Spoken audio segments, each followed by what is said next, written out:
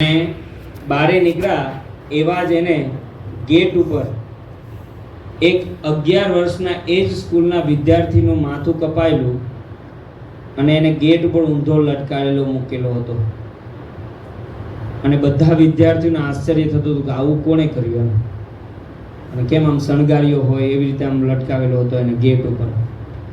એટલે બધી પોલીસ આવી ગઈ, બધું રિસર્ચ કર્યું કે આવું કરનાર કોણ છે, શોધખોળ આદરી. ત્યાં બીજે દિવસે છાપામાં એક પત્ર લખેલો આવ્યો અને બધી જગ્યાએ છાપું પહોંચી ગયું. છાપામાં એવો પત્ર લખ્યો હતો કે જો મને શોધવાનો પ્રયત્ન કરશો તો હું હજુ 6-7 બીજા શાકભાજી વાળી નાખીશ. એટલે આણે પોલીસને ચેલેન્જ આપી કે હવે મને શોધવાનો પ્રયત્ન ના કરતા. પોલીસે ઘણી બધી શોધખોળ કરી, છેલ્લે એમને આરોપી મળી ગયો. એ આરોપી હતો એ સ્કૂલનો જ હતો અને વિદ્યાર્થી જ હતો, 14 વર્ષનો જ હતો. કેટલા વર્ષનો? પછી એને પકડીને પોલીસે પૂછ્યું કે તે આવું કેમ કર્યું? ત્યારે એને કીધું કે મને મજા આવે છે, મને આનંદ આવે છે. એટલે બધાને રસ પડ્યો કે ભાઈ આમાં તો ઊંડા ઉતરવા જેવું છે કે આવું કોઈ વિદ્યાર્થી કદાચ નાનો હોય તો પોલીસ પકડે બી તો જાય ને, પણ આને બીક જ ના લાગી. એટલે પૂછ્યું કે ભાઈ તે આવું કર્યું કેમ ને તને આવું કેમ થાય? કે પછી જાણવા મળ્યું કે એ જ્યારે સ્કૂલમાં ભણતો હતો ત્યારે એના ઘરના એમાં માતા પિતા છે એ દરરોજ નોકરીએ જતા રહે અને આ જેવો સ્કૂલેથી ઘરે આવીને એકાંતમાં રહેતો હતો, એકલો રહેતો હતો. એના કોઈ ભાઈ બહેન નહોતા એટલે ઘરમાં એકલો, એટલે દરરોજ એક ટીવીમાં નવું જોવે. એમાં ટીવીમાં એને જોવામાં આવ્યું અને સ્કૂલમાં પણ આ વાત કરવામાં આવી કે ભાઈ મર્ક્યુરીનો પારો હોય ને, જે બરાબર તમે થર્મોમીટર જોયો ને એમાં એક પારો હોય ને, એ ખાવાથી માણસ મરી જાય છે. એટલે એને પ્રયોગ કર્યો કે ભાઈ આવું જો હોય તો હું પ્રયોગ કરું. તો એને મેડિકલ સ્ટોરમાં ગયો, મર્ક્યુરી માટે એને પોતે થર્મોમીટર 3-4 લાવ્યો અને એના પારા ભેગા કરી થર્મોમીટર તોડીને અંદરથી પારા કાઢી તોડી અને પારા બધા એને પોતાના ઘરમાં પાળેલી એક બિલાડી હતી એની બ્રેડમાં એને નાખી દીધું, બ્રેડ ખવડાવી દીધી. બિલાડી મરી ગઈ અને મજા આવવા માંડી. ધીમે ધીમે કરતા એક બિલાડી મારી, બીજી બિલાડી મારી અને એને વધારે મજા આવી કે ભાઈ આ તો મજા આવે છે, મરી જાય ને એમાં એને શોખ, આ કહેવાય ને આનંદ આવી ગઈ, એની હોબી બની ગઈ. હવે એ બિલાડી મારતા મારતા એને હવે વિચાર આવ્યો કે માણસને મારું તો કેવી મજા આવે, તો એને સ્કૂલના વિદ્યાર્થીને મારી નાખે. હવે તમે વિચાર કરો કે આની પાછળનું કારણ શું હતું? તો કે એક તો એકાંત અને બીજું એ એકાંતમાં એને સંગ કોનો કર્યો? તો કે આ ટેલિવિઝનનો. હવે 1997માં રિસર્ચ થયું કે આ ટીવી જોવાથી કેટલું નુકસાન થાય છે.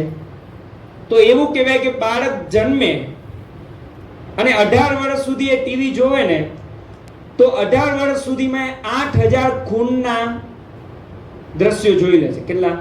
8000. એટલે તમે વિચાર કરો કે 8000 વખત એને ખૂન થતું જોયું છે. એટલે એને કોઈનું ખૂન થાય તો તમે બીક ના લાગે. બીજું રિસર્ચ એવું છે કે દર આ 18 વર્ષ ઉંમર સુધીમાં એ ટીવીમાં 2.5 લાખ જેટલા ઝઘડા એટલે કે ફાઇટિંગના દ્રશ્યો જોઈ લે છે. એટલે એને ફાઇટ કરવામાં, ઝઘડો કરવામાં એને કોઈ પ્રશ્ન થતો નથી. એટલે આપણને ખ્યાલ આવે કે 1997માં આવો પ્રસંગ બન્યો અને પછી આ લોકોએ આવું રિસર્ચ કર્યું અને એના લીધે આવું તારણ નીકળ્યું. તો તમે વિચાર કરો કે આ તો 1997, અત્યારે 2025 ચાલે છે. પેલા તો ઘરમાં ટીવી હતી, ઘરમાં ટીવી તમારી નજર સામે છોકરો જોતો હતો, ક્યારેક એકાંત મળે ત્યારે આડાવડું જોઈ લે છે. પણ અત્યારે તમે હાથમાં ટીવી આપી દીધી છે અને તમારા બધાના હાથમાં ટીવી છે કે નહીં? શું જો અત્યારે જો આ ભાઈના હાથમાં ટીવી છે, બરાબર ને, સભામાં છે છતાં ટીવી હાથમાં છે, ભલે કામની વસ્તુ કરતો છે પણ ટીવી છે હાથમાં. ઘણાના હાથમાં હશે, આગળ જ પડ્યું હશે ટીવી, બરાબર ને? તો ટીવી અત્યારે કે આ મોબાઈલ કેટલું નુકસાન કરે છે. દર વર્ષે કેટલા બધા ખરાબ કિસ્સાઓ આવે છે કે જે તમને આમ આશ્ચર્ય ઉત્પન્ન કરે. ન કરવાના કામ અત્યારે નાના બાળકો બધા કરતા થઈ ગયા છે. રોજના કેટલા બધા અશ્લીલ દ્રશ્યો જોવાય છે. આજે બલાત્કારના કેસ વધી ગયા છે, એનું કારણ પણ આ જ છે કે નાનો બાળક પણ અત્યારે અશ્લીલ દ્રશ્યો જોતો થઈ ગયો છે એટલે એને બલાત્કાર કરવાની ઈચ્છા થઈ જાય છે. ઘરમાં એની માતા પિતા એ આખો દિવસ મોબાઈલમાં રચ્યા પચ્યા હોય. એટલે છોકરો જોવે કે ભાઈ મારા માતા પિતા આ કરે છે તો મારે કરવું જોઈએ. કેમ કે જો શીખવાનું ક્યાંથી છે, સૌથી શરૂઆત ક્યાંથી થવાની ને? માતા પિતામાંથી. કે મારા પપ્પા મોબાઈલમાં મચ્યા દરરોજ મોબાઈલમાં મચેડે છે, રીલ્સ જોવે છે, આ જોવે છે, આમ કરે છે. મમ્મી પણ આખો દિવસ ફોનમાં વાતો કર્યા કરે છે. એનો અર્થ એવો થયો કે મમ્મી પપ્પાને મારી જોડે પ્રેમ નથી, મોબાઈલ જોડે પ્રેમ છે, ને મારે પણ મોબાઈલમાં હવે પ્રેમ કરવાનો છે. એટલે મોબાઈલમાં ચડી જાય. બાળક રોતું હોય તમે એના હાથમાં રમાડવા માટે શું આપી દો છો? મોબાઈલ આપી દો છો. અને એના પરિણામો બધા ખરાબ ચાલુ થયા છે. એટલે કે અત્યારના યુવકોમાં જો મોટામાં મોટી ચેલેન્જ હોય કે યુવકો સુધરતા નથી, બગડતા જાય છે, એના કારણમાં જો કોઈ હોય તો 3 વસ્તુ છે. એમાં પહેલામાં પહેલું છે કે આ ઇન્ટરનેટ, ટેલિવિઝન, મોબાઈલ. એના લીધે અત્યારે બાળક કે યુવક છે ખોટા રસ્તે જતો જાય છે અને પોતે અભ્યાસમાં કે બીજે ક્યાંય ધ્યાન આપી શકતો નથી. આ મોબાઈલને લીધે કેવું નુકસાન થયું છે. હમણાંનો જ એક દિલ્હીનો પ્રસંગ છે. 19 વર્ષનો એક યુવક, એને રોજ પબજી રમવાની ટેવ પડી ગઈ, ગેમ રમવાની ટેવ પડી ગઈ. તો એના બધા મિત્રોએ ભેગા થઈને નક્કી કર્યું કે ભાઈ આપણે બધા, કેમ કે પબજી તો બધા ભેગા થઈને રમવી પડે એવું કંઈક હોય છે ને, બરાબર? ઇન્ટરનેટ હોય તો જ રમાય એવું છે ને. એટલે બધા નક્કી જો ભાઈ 2 GB દરરોજનું મળે, આપણે વાપરી જ નાખવાનું પબજી રમી, બરાબર ને? ઘણા એવું કે છે કે અત્યારનો છોકરો કેવો છે તો કે વોટ્સએપમાં વિટડાઈ ગયો છે, વોટ્સએપમાં વિટડાઈ ગયો, ફેસબુકમાં ફસાઈ ગયો અને ગૂગલમાં ગૂંચવાઈ ગયો છે. આવી હાલત આપણી થઈ છે. તો આની પણ આ છોકરાની હાલત પણ એવી જ થઈ હતી. 19 વર્ષનો હતો અને એને નક્કી કર્યું કે અમારે પબજી રોજ રમવી છે, પણ ઘરે સ્કૂલે વાળાએ અમને રમવા ના દે, ઘરે જાય તો રમવા ના દે, તો કરવું શું? તો બધાએ નક્કી કર્યું કે આપણે એક રૂમ ભાડે રાખીએ. એક રૂમ ભાડે રાખી અને દરરોજ સ્કૂલના ટાઈમે બધા ત્યાં રૂમે પહોંચી જાય, ત્યાં ટીવી પણ મૂકી દીધી. જ્યારે આઈપીએલ ચાલતું ત્યારે આઈપીએલ જોવે, ને આઈપીએલ ના ચાલતું ત્યારે બધા પબજી રમે. હવે રોજ આવું રમવાનું ચાલુ થયું. એમનું રિઝલ્ટ આવ્યું 12માનું, બધાનું ફેલ આવ્યું. તો બધાના મા બાપે જોયું કે ભાઈ આનું કારણ શું? સ્કૂલે આવ્યા બધા, તો સ્કૂલ વાળાએ કીધું અમારા સ્કૂલમાં એની હાજરી છે જ નહીં, આવતા જ નથી સ્કૂલે આ બધા છોકરાઓ. તો પછી વધારે ઊંડા ઉતર્યા તો ખબર પડી કે ભાઈ આ બધાએ તો રૂમ ભાડે રાખ્યો છે ને બધા ત્યાં પબજી રમવા જાય છે. એટલે આ બાળકને એના માતા પિતા ઘરે લઈ ગયા અને એને ખીજાણા કે તારે આજથી મોબાઈલમાં રમવા નથી, આજથી તારો મોબાઈલ બંધ, મોબાઈલ લઈ લીધો. હવે આવું થાય ત્યારે શું થાય? નાનું બાળક હોય તમે મોબાઈલ રમવા આપ્યો અને લઈ લો હાથમાંથી, શું થાય છે? હવે રડે છે ને, જીદ પકડે છે ને, ધમપાછાડા કરે છે ને. સેમ આને એવું જ થયું. પણ આ બાળક નતો, આ મોટો હતો એટલે એને વેબ સિરીઝ ઘણી બધી જોઈ નાખી હતી. વેબ સિરીઝમાં એને જોયું હતું કે ભાઈ ખૂન કેવી રીતે કરવું, કેવી રીતે મા બાપને મારી નાખવા, અને ડિસિઝન લઈ લીધું કે મને આને મારી પાસેથી મોબાઈલ લઈ લીધો છે, મારે એમને સબક શીખવાડવો છે. અને એ જ દિવસે રાત્રે એને ચપ્પુ હાથમાં લીધું. એના પિતા સૂતા હતા, 10 ઘા માર્યા. એટલું જ નહીં, એની માતા જાગી ગઈ આવું થયું એટલે, તો એની માતાને મારી નાખી. એની નાની બેન જાગી ગઈ, એને મારી નાખી. પછી બેઠા બેઠા એને વિચાર્યું કે મારે હવે આને કેવી રીતે, આ બધું પોલીસ આવે તો કેવી રીતે મારે બધું સાબુત બધા મિટાવી દેવા, બધું સાફ કરી દેવું. તો એને એક વેબ સિરીઝ જોઈ. એમાંથી એને આઈડિયા મળ્યો કે ભાઈ ચોરી થઈ ગઈ એવું કરો. તો એને બધું વેરવિખેર કરી દીધું. પછી એને પોલીસને એવી ગવાહી આપી કે હું ઘરે આવ્યો ત્યારે બધું વેરવિખેર હતું, અહીંથી ચોરો લગભગ આયા હશે, ચોરોએ મારી નાખ્યો છે. પણ પોલીસના હાથમાં તો કંઈ બાકી રહે, ખબર તો પડી જ જાય. અને છેલ્લે એને જેલની સજા થઈ. પણ છતાં એને અફસોસ નહોતો, એને કાંઈ અફસોસ નહોતો. એનું કારણ શું? તો કે આ ઇન્ટરનેટનું વ્યસન, મોબાઈલનું વ્યસન એને બગાડી ગયું. બીજું જો કારણ હોય તો અત્યારની હરીફાઈ છે, બાળકોના મગજમાં હરીફાઈ ઘુસાડી દીધી છે કે આટલું કરીશ તો જ આમ થશે, આમ કરીશ તો જ આમ થશે. અને એ હરીફાઈમાં સતત જીવતો રહે છે કે મારે આમ કરવું પડશે ને આમ કરવું પડશે ને તેમ કરવું પડશે. એનામાં શું આવડત છે જોવાતું નથી, એને શું કરવું છે એ આપણે ફોકસ કરાવીએ છીએ કે તારે ડોક્ટર બનવાનું છે, તારે એન્જિનિયર બનવાનું છે, તારે આમ કરવાનું છે, તારે તેમ કરવાનું. પણ એનામાં શું આવડત છે મા બાપ જોતા નથી, કેમ કે મા બાપ પાસે ટાઈમ નથી. મા બાપ એની પાસે સમય બગાડતા નથી. બગાડવો ના કહેવાય તો સુધાર્યો કહેવાય. સમય આપતા નથી મા બાપ, કેમ કે પોતાના પૈસા કમાવામાંથી, મોબાઈલમાંથી મા બાપ નવરા નથી પડતા. પછી કે આ બગડી ગયો છે, આમ થઈ ગયો છે. તો અત્યારે એને જરૂરિયાત એ છે કે તમે જાણો, મા બાપ જાણો કે એને શું ભણવું છે, એની શું ઈચ્છા છે, એના જોડે સમય આપો તો કદાચ આ બાજુમાંથી એ પોતે ઉગરી જશે. નહીં આ હરીફાઈના રેસમાં એ પોતે ક્યાંય ખોવાઈ જશે તમને ખબર પડશે નહીં. અને ત્રીજી જો બીજી ચેલેન્જ હોય તો આ યુવાનોમાં એ છે કે વ્યસનો ઘૂસી ગયા છે.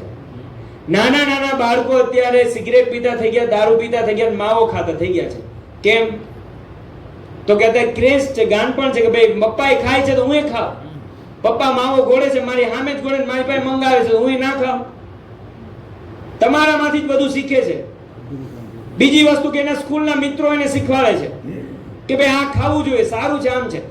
અત્યારનું રિસર્ચ એવું કે છે કે અત્યારે પંજાબ એક એવું સ્ટેટ થઈ ગયું છે કે 75% યુવાનો ડ્રગ્સમાં ચડી ગયા છે. પંજાબનો અત્યારે વિનાશ થવા ઉપર છે કેમ કે 75% યુવાનો ડ્રગ્સ લેતા થઈ ગયા છે.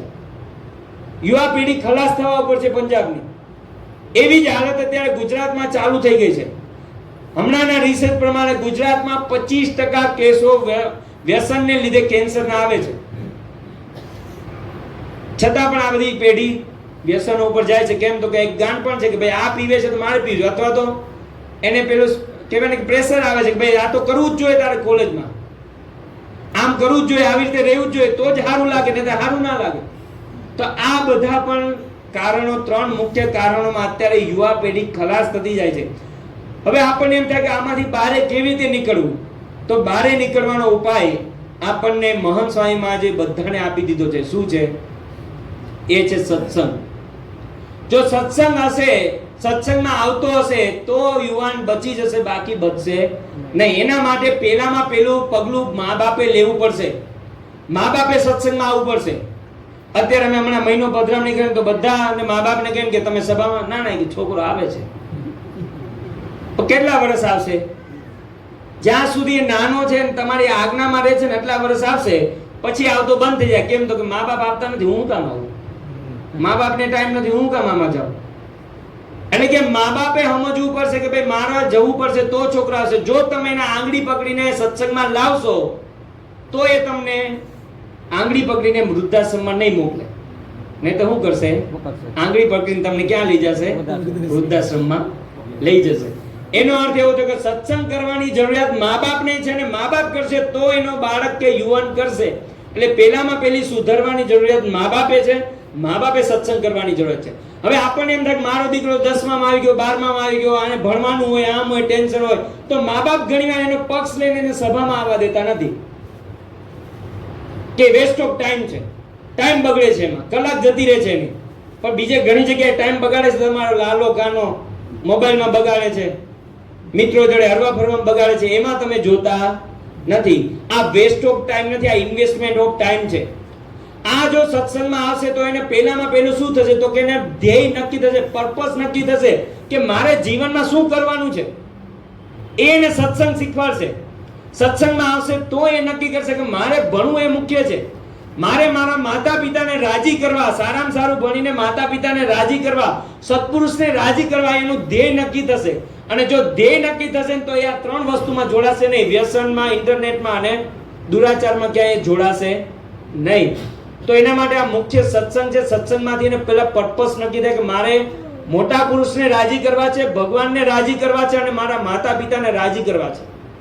ઘણા બધા એવા પ્રસંગો છે કે લોકોએ જો આ બધું સત્સંગ રાખ્યો છે તો આ ધ્યેયને લીધે પોતે ખોટા માર્ગે જતા બચી ગયા છે. અમેરિકામાં એક યુવક નવો હવો જાય છે, એનું નામ છે નિલેશ. પોતે લોસ એન્જલસમાં રહેવા માટે જાય છે. હવે હજુ તો એની શરૂઆત છે, તો પૈસા કમાવાની પણ જવાબદારી આવી જાય એટલે એને શું કર્યું તો કે પાર્ટ ટાઈમ જોબ શોધી એક સ્ટોરમાં. હવે સ્ટોરમાં રોજ જતો હતો, ત્યાં એક બેન છે રોજ ત્યાં લોટરીની ટિકિટ લેવા આવે અને રોજ એ લોટરીની ટિકિટ લઈ જાય અને આ પાછી આને આપે કે ભાઈ જોઈ દેજો આ લોટરીમાં લાગી છે કે નથી લાગી.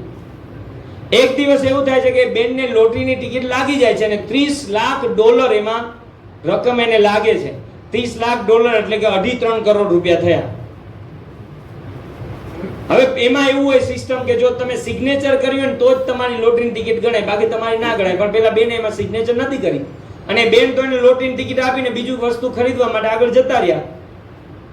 આને એવો વિચાર આવ્યો કે ભાઈ જો આ બેને સિગ્નેચર કરી નથી એટલે હું એને એમ કહી દઉં ભાઈ લાગી નથી એમ કરીને કચરા પેટીમાં નાખી દઉં, પછી હું પાછી લઈને હું મારા નામે લઈ લઉં. એવો એને વિચાર આવી ગયો. શું આવ્યો?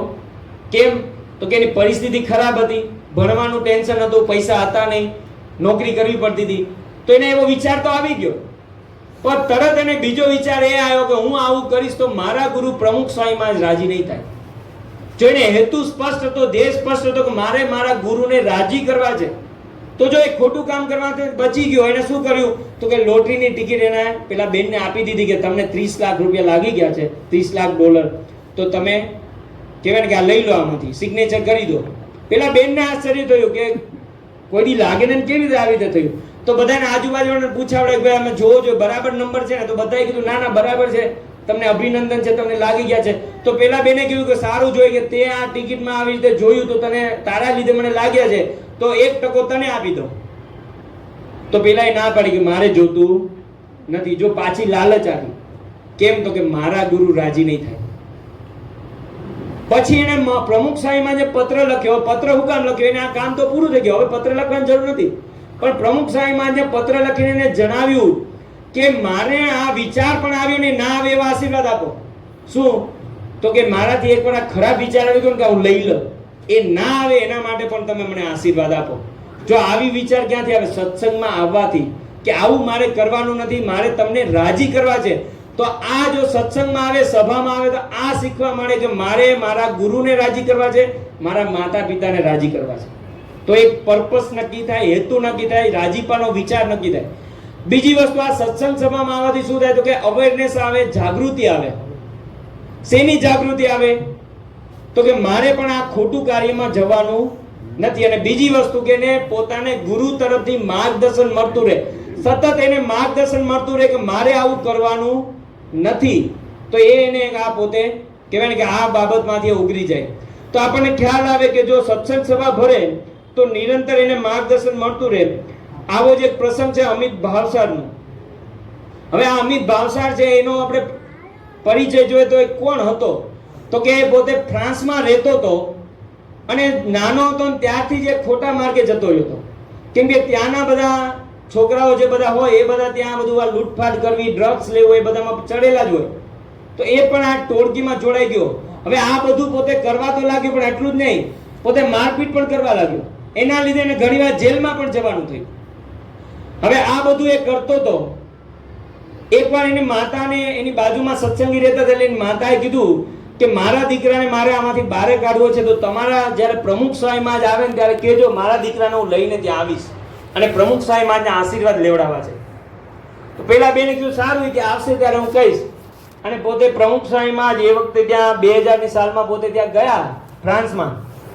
અને એ વખતે આ બેને એના માતાને કીધું, અમિત ભાવસારના, કે પ્રમુખ સ્વામીમાં જ આવ્યા છે ને પૂજા દર્શન છે, તમારે જવું તો જાઓ. તો એ પોતે ત્યાં ગયા અને આ અમિતને કીધું તું એક દિવસ મને મૂકવા માટે આવ ત્યાં. સીધી રીતે તો એમ કહેવાય ને કે સુધારવો છે, એ તો આવે નહીં.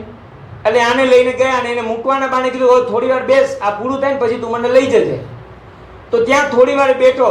હવે એને રસ જ નતો, આમ પૂજા ચાલતી હતી આ બધું ચાલતું હતું, એમાં એ ખાલી આમ ડાફોડિયા મારતો હતો.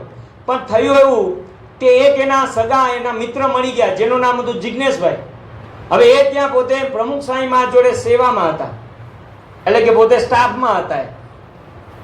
અને આને એને જોયો એટલે આપણે ખબર કોક આપણને મળી જાય ઓળખીતો, આપણે તરત એની જોડે મજા આવી જાય કે ભાઈ કોક તો ઓળખીતો મળ્યો. કેમ કે એટલે અમિતને તો કોઈ બીજા ઓળખતા નતા, એટલે એને કંટાળો જ આવતો. એમાં એને જિજ્ઞેશ મળી ગયો એટલે એને જિજ્ઞેશને હાથ ઊંચો કર્યો, એટલે જિજ્ઞેશે હાથ ઊંચો કર્યો. પણ આ જિજ્ઞેશની સેવા એ હતી કે પ્રમુખ સ્વામીમાં જ્યારે પૂજા દર્શન કરીને પાછા જાય પૂજા કરીને, એટલે એને ચપ્પલ પહેરાવાના, એટલે ચપ્પલ પોતે હાથમાં રાખેલા હતા, એટલે એ પોતે જ પહેરાવાનો હતો, લાભ લેવાનો હતો. પણ આ અમિત ભાવસારને જોયા એટલે એને એમ થયું કે આ તો પહેલી વાર આવ્યો અને આવો સુધરી ગયો, એવું પહેલી વાર બન્યું. કેમ કે એને ખબર હતી કે આ કેવો હતો, એ પૂજા દર્શનમાં આવ્યો એટલે બહુ કહેવાય. એટલે એને થયું ભાઈ આને હું લાભ આપું. તો એને બોલાવીને નજીક બોલાવ્યો અને એને કીધું તો આ ચપ્પલ પહેરાવી દે પ્રમુખ સાહેબ. પેલો કે મારે ક્યાં આવું કંઈ કરવું નથી. ત્યાં તો પ્રમુખ સાહેબમાં નજીક આવી ગયા અને પેલા એને સીધો વાંકો વાર દીધો, પહેરાવી દે કે જલ્દી. તો એને પ્રમુખ સ્વામી મહારાજને આમ ચપ્પલ પહેરાવા ગયો ને એનો અંગૂઠો વાગી ગયો. એટલે એને થયું કે હારું આ તો ખોટું થઈ ગયું. હવે આપણે છે ને બહારના લોકોને આવો બહુ ભાર હોય, કેમ કે બહારના સંતો મહંતો હોય ને એ ગુસ્સે બહુ થઈ જતા હોય, એની મર્યાદા બહુ રાખવી પડે. આપણે બહુ સત્પુરુષ જોડે મર્યાદા નથી રાખતા એટલે આપણને જો વાંધો નથી આવતો. પણ બહારે તો કોઈ મોટા મહંત હોય તો બહુ મર્યાદાઓ રાખવી પડે. તો આને એમ થયું ભાઈ આ તો હમણાં મને ગુસ્સે થશે, અંગૂઠો વાગી ગયો. એટલે એને આમ ઉપર જોયું તો પ્રમુખ સ્વામીમાં જ એના સામે જોયું, હસ્યા અને આશીર્વાદ આપ્યા માથે આમ.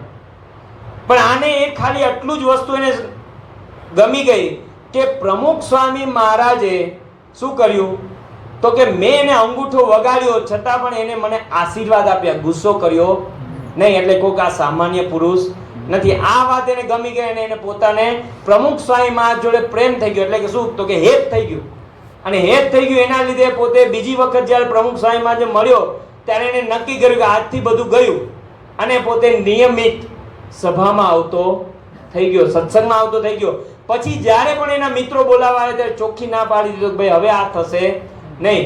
જો એને ખાલી અવેરનેસ, જાગૃતતા શું આવી કે જો આવા પુરુષ મને મળી ગયા છે, આવા સંત મને મળી ગયા છે, મારે હવે આવું કરવું જોઈએ નહીં. આ એને જાગૃતતા આવી ગઈ અને જાગૃતતાની જોડે એને માર્ગદર્શન મળવાનું ચાલુ થઈ ગયું. શું તો કે નિયમિત સત્સંગમાં આવતો થઈ ગયો, તેને માર્ગદર્શન પણ મળવા લાગ્યું. તો જો એના લીધે પણ એ પોતે સત્સંગમાં આવતો થઈ ગયો ને અત્યારે આપણો કાર્યકર થઈ ગયો છે. હમણાં પેરિસમાં મંદિર બને એમાં મુખ્ય એ પોતે છે. તો જો આપણને ખ્યાલ આવે કે સત્સંગમાં આવવાથી આપણને જાગૃતતા આવે છે કે આપણે આ નથી કરવાનું અને આપણને સત્પુરુષ જોડે હેત થાય છે. ત્રીજી વસ્તુ કે આપણને સતત માર્ગદર્શન મળતું રહે છે. હવે આપણને કેવું છે ખબર કે થોડોક સમય આપણને કદાચ મોટિવેશનની આપણે કદાચ વિડીયો જોઈ લે તો થોડોક સમય ઉત્સાહ રહે. અત્યારે હું પ્રવચન કરીને જઈશ ને થોડોક સમય આપણને એવું થાય કે ભાઈ હાલો રોજ હવે સભામાં આવું જ છે, આમ છે ને તેમ છે. પાછા ઘરે જશું ને ચાની ચૂચકી લગાવશું ને બધું થઈ જશે, ભૂલાઈ જશે. તો આઈસ્ક્રીમ ખાશું ને એટલે આઈસ્ક્રીમ જોડે બધું ઓગળી જશે અંદર કે ભાઈ બરાબર છે, કાલે બહુ આળસ આવશે, આ મેળો ચાલુ છે, ફરવા જવું છે, આમ છે તેમ છે. તો આપણને જો આવા વિચારો ચાલુ થઈ જાય ને આપણે પાછા પડી જશું. પણ એ આપણને ટેમ્પરરી, પણ સત્સંગમાં આવવાથી આપણને સતત માર્ગદર્શન મળતું રહે, મોટિવેશન મળતું રહે. તો એ સત્સંગ છે આપણને સતત માર્ગદર્શન આપતું રહે તો એનાથી પણ આપણને ફાયદો થાય છે. મેં હમણાં વાત કરી કે 10મું 12મું એટલે આપણે છોકરાને છોડાવી દે ભાઈ સભામાં નથી જવું, વાંચવાનો સમય નથી મળતો આમ. પણ એના લીધે ઘણીવાર પાછો પડી જતો હોય છે. એવો જ એક પ્રસંગ છે. એક રાજ વોરા કરીને વડોદરાનો એક યુવક છે. અત્યારે તો એને આઈઆઈટી એન્જિનિયર ઇન્દોરથી પૂરું કરી દીધું છે. એને પોતાનો પ્રસંગ કીધો કે જ્યારે હું 12મા ધોરણમાં હતો ત્યારે મને સતત ફિલ્મ જોવાની ટેવ પડી ગઈ હતી, પિક્ચરો જોયા રાખતો. મારું 12મું ચાલુ હતું, રોજની હું 3 મૂવી જોઈ નાખતો. તો છેલ્લા 4 મહિના બાકી રહ્યા અને મારા પપ્પાને ખબર પડી કે આ મૂવી જોયા રાખે છે, અભ્યાસ કરતો નથી. એટલે મારા પપ્પાએ મને ખીજાણા બધી વાત કરી કે ભાઈ આ તું ભણવાનું ચાલુ કર, હવે રિઝલ્ટ પરીક્ષા નજીક આવી ગઈ છે, તારું રિઝલ્ટ પહેલા આવશે, તું શું કરીશ? હવે પણ એને એક વસ્તુ નક્કી હતી કે એને સભામાં નિયમિત જતો હતો. ભલે પિક્ચરો જોતો તો બધું થઈ ગયું. આપણે પેલું વચનામૃતમાં આવે ને કે માણસ છે પ્રકૃતિ સરખું આચરણ કરી બેસે, એટલે કે એની પ્રકૃતિ પડી ગઈ હતી કે ભાઈ એને ટેવ પડી ગઈ હતી મૂવી જોવાની, એટલે કે આચરણ એનાથી ખોટું થઈ જતું હતું. પણ એને માર્ગદર્શન મળે ક્યાંથી? તો એને મૂકવાનો વિચાર આવતો હતો પણ મૂકી શકતો નતો. પણ એકવાર થયું એવું કે પોતે સભામાં આવ્યો, સભામાં બેઠો અને એ જ વખતે સંતોએ ગરડા મધ્ય બીજા વચનામૃતનું નિરૂપણ કર્યું. હવે નિરૂપણમાં એવું આવ્યું કે જ્યારે આપણે આપણા અંતઃકરણને શુદ્ધ કરવું હોય ત્યારે જે આપણી પંચ ઇન્દ્રિયો છે, એટલે કે આંખ, નાક, કાન, જીભ, બધી જે પંચ ઇન્દ્રિયો છે ને એને આપણે સંયમમાં કરી દેવી જોઈએ. એના દ્વારા આપણે વિષયોનો ત્યાગ કરવો જોઈએ. એટલે કે આંખે કરીને ખરાબ ના જોવું, કાને કરીને ખરાબ સાંભળવું નહીં, જીભે કરીને ખરાબ બોલવું નહીં. આ 5 ઇન્દ્રિયોનો જો આપણે જે ખોરાક છે પંચ વિષય એ જો બંધ કરી દે તો એના લીધે આપણા અંદર જતા બધા જે કહેવાય ખરાબ વિચારો છે બધા બંધ થઈ જાય. અને એ બંધ થાય એટલે કે જે જૂના પડેલા છે એ પણ શુદ્ધ થતા જાય. અને એમાં એક દ્રષ્ટાંત આવ્યું કે જ્યારે આપણે કૂવો ઉલેચવો હોય એટલે કે કૂવો સાફ કરવો હોય તો શું કરવું પડે? તો કે કૂવામાં છે ને બધી શેરો આવતી હોય, જુદી જુદી પાણીની બધી. તો એ શેરો આવતી હોય તો પહેલા પાણી બંધ કરવું પડે ને. તો પાણી બંધ કરવા માટે એને પહેલા કપડાનો ડટ્ટો મારી દેવો પડે. એ ડટ્ટો મારે એટલે કે નવું પાણી આવતું બંધ થઈ જાય એટલે કે જૂનું પાણી આપણે ખાલી કરવાનું, પછી કૂવો સાફ કરી લેવાનો. તો સેમ પ્રોસેસ આપણે આપણા અંતઃકરણને શુદ્ધ કરવા માટે કરવાની. એટલે કે શું? તો કે બહારથી જે કંઈ ખરાબ વસ્તુ આવે છે, કુસંગ આવે છે, એને બહારથી બંધ કરી દે તો અંદર રહેલો કુસંગ ધીમે ધીમે ખાલી થઈ જાય અને આપણું અંતઃકરણ શુદ્ધ થઈ જાય. આ વાત એને બેસી ગઈ મગજમાં. જો સભામાં આવવાથી આ થયું, સભામાં ના આવતો તો આ ખબર ના પડે એને. સભામાં આવવાથી એને આ વસ્તુ ખબર પડી, પ્રવચનમાં સાંભળ્યું અને એને વિચાર આવ્યો કે મારે પેલા છે ને બારે ડટ્ટા મારી દેવા પડશે. શું? તો કે મૂવી જોવાનું બંધ કરી દેવું પડશે તો હું સારામાં સારું રિઝલ્ટ લાવી શકીશ. અને એને નક્કી કર્યું અને એને મૂવી જોવાના બંધ કરી દીધા, ટીવી જોવાનું બંધ કરી દીધું, મોબાઈલ મચાડવાનું બંધ કરી દીધું. અને એને વાંચવામાં પોતે મન લગાડી દીધું અને એનું રિઝલ્ટ 4 મહિનાની અંદર સારામાં સારું આવ્યું અને આઈઆઈટી એન્જિનિયર તરીકે આઈઆઈટીમાં એને એડમિશન મળી ગયું અને ઇન્દોરમાંથી એને આઈઆઈટી પૂરું કરી દીધું. હવે તમે વિચાર કરો, જો એ સભામાં ના આવતો તો એને કોણ પ્રેરણા આપત, મોટિવેશન કોણ આપત કે આવું કરવું જોઈએ? સભામાં આવવાથી સતત એને પ્રેરણા મળતી રહે. અને આપણને પણ અનુભવ છે કે આપણે જ્યારે સભામાં આવીએ ત્યારે ઘણીવાર છે ને આપણે અઠવાડિયા દરમિયાન જે કંઈ પ્રશ્નો ભેગા થયા હોય ને સભામાં આવીને આપણને નિરાકરણ મળી જ જતું હોય. જોજો તમે, આપણે જે પ્રશ્ન થયા હોય એની જ વાત સભામાં આવતી હોય. તમે વિચારજો, ઘણીવાર એવું જ થયું હોય, સભામાં પ્રવચનમાં આપણી જ વાત આવી હોય કે ભાઈ આપણે આમ ના કરવું જોઈએ, આવું ના કરવું જોઈએ. જે આપણે ભૂલ કરી હોય ને એ જ આપણી સામે આવીને ઊભી રહેતી હોય. તો આપણને આ સત્સંગ મળ્યો છે ને આ કાર્ય કરે છે, આ સભા છે, આ સત્સંગ છે, શું કરે છે તો કે આપણને ભગવાનમાં જોડી દે છે ને આ બધા કુસંગોથી આપણને દૂર રાખે છે અને આપણને સત્પુરુષમાં જોડી દે છે. અર્જુનને પણ આવો જ પ્રશ્ન આવીને ઊભો રહ્યો હતો. જ્યારે યુદ્ધની જાહેરાત થાય ત્યારે સૌથી વધારે ઉત્સાહ અર્જુનને હતો. અર્જુને નક્કી કર્યું કે મારે આ લોકોને પૂરું કરી દેવું છે, મારે રાજ્ય મેળવી લેવું છે. અને એને ઉત્સાહમાં ધનુષ બાણ હાથમાં લઈ લીધું હતું કે મારે આજે બધું જોઈ લેવું છે, આ લોકોનું પૂરું જ કરી દેવું છે. અને નક્કી કરી લીધું, ધ્યેય નક્કી કરી લીધો. અને એને કૃષ્ણ ભગવાનને કીધું કે તમે આપણો રથ છે ને 2 સેનાની વચ્ચે લઈ જાઓ. કૃષ્ણ ભગવાન કે સારું. 2 સેનાની વચ્ચે લઈ ગયા. અર્જુન કીધું મારે જોવું છે કે સામેવાળાનું કેટલું બળ છે ને આપણું કેટલું બળ છે. પણ જેવું એને સામેવાળાનું યુદ્ધનું સામેવાળાના બધા સૈનિકોનું નિરીક્ષણ કર્યું ત્યારે એ ઢીલો પડી ગયો. કેમ તો કે એને જોયું તો આ તો બધા મારા હગાવાળા છે, મારે આને બધાને મારવાના, આને બધાને મારે હત્યા કરવાની, આના ઉપર બાણ ચડાવવાનું મારે. અને એના હાથમાંથી બાણ પડી ગયું. જેવો જેટલો ઉત્સાહ શરૂઆતમાં તો એ બધો ઉત્સાહ નીચે આવી ગયો. કેમ તો કે એને ગ્લાનિ પામી ગયો કે મારે આ લોકોને મારવાના, આવું કરવાનું, આમ કરવાનું. અને નિરાશા વ્યાપી ગઈ. પણ એની પાસે કોણ હતા? કૃષ્ણ હતા. શું હતા? કૃષ્ણ હતા. એટલે કે કૃષ્ણમાં એમને હેત હતું, એની જોડે મિત્રતા હતી. બીજી વસ્તુ કે એનું ધ્યેય તો નક્કી જ હતું કે મારે આ કરવાનું છે. કૃષ્ણએ એને પાછું ધ્યેય યાદ દેવડાવ્યું, તારે યુદ્ધ કરવાનું છે. બીજી વસ્તુ એને માર્ગદર્શન આપ્યું કે તારે આમ કરવાનું છે, તું તો નિમિત્ત છે. શું છે? તું નિમિત્ત છે. બધું તારે હું કહું એમ કરવાનું છે, તું નથી કરતો, આ બધું હું જ કરું છું. એવી રીતે એને માર્ગદર્શન આપ્યું, આખી ગીતા ઉદ્બોધી નાખી. અને છેલ્લે એને મોટિવેશન શું આપ્યું કે તું મારા શરણે આવી જા, તારા માનેલા ધર્મો બધા મૂકી દે, હું કહું એમ કર, બધું તારે પાર પડી જશે. અને એને ઉત્સાહ પાછો આવી ગયો ને એને યુદ્ધ લડ્યો ને યુદ્ધ જીતી ગયો. હવે આપણી પણ આ જ પરિસ્થિતિ છે, અર્જુન જેવી જ. આપણને અત્યારે ઉત્સાહ આવી ગયો, ના આ કરવું છે, આમ કરવું છે, તેમ કરવું છે. પણ પાછું આપણે જ્યારે પાછા ક્યાંક સ્કૂલે જશું, કોલેજે જશું, નોકરી ધંધામાં જશું, પાછો ઉત્સાહ ઓછો થઈ જાય. કંઈક પ્રશ્ન આવીને ઉભો રહેશે. પણ જો ત્યારે આપણે કૃષ્ણ રૂપી આપણા કેશવ જીવનદાસને જોડે રાખ્યા હશે ને, એની જોડે મિત્રતા રાખીએ છે ને, અને આપણે સત્સંગ કરતા હશું ને તો પાછો આપણને મોટિવેશન મળશે અને એમની આપણને પ્રેરણા મળશે, એમનું માર્ગદર્શન મળશે. તો એના માટે આપણે આ સત્સંગ કરવાનો છે. કેશવ જીવન જોડે એટલે કેશવ સાથે આપણે એટલે મહંત સ્વામી મહારાજ જોડે જોડાયેલા રહેવાનું છે. એમની જોડે આપણે કનેક્શન કરી રાખવાનું છે. જો કનેક્શન, આ સત્સંગ રૂપી કનેક્શન રાખશું તો આપણને વાંધો નહીં આવે, તો આપણે પાર પડી જશું ને આપણો કોલ લાગી જશે મહંત સ્વામી મહારાજ જોડે, એટલે કે અક્ષરધામનો કોલ લાગી જશે. તો આપણે આવી રીતે સત્સંગમાં નિયમિત આવતા રહેશું, સત્સંગ સભા ભરતા રહેશું, સત્સંગ કરતા રહેશું ને મહંત સ્વામી મહારાજ જોડે જોડાણ રાખીશું, કનેક્શન રાખીશું. તો આપણે જે ધ્યેય સિદ્ધ કરવાનું છે, જે આપણે કાર્ય કરવાનું છે, સારી રીતે થશે અને આપણે આગળ વધી શકીશું. તો આવું ને આવું આપણને પ્રેરણા બળ મળતું રહે, એ જ મહંત સ્વામીના ચરણોમાં પ્રાર્થના. શ્રી સ્વામિનારાયણ ભગવાનની પૂજ્ય ગુણમુનિ સ્વામીનો આપણે ખૂબ ખૂબ ફરીથી એક વખત આભાર.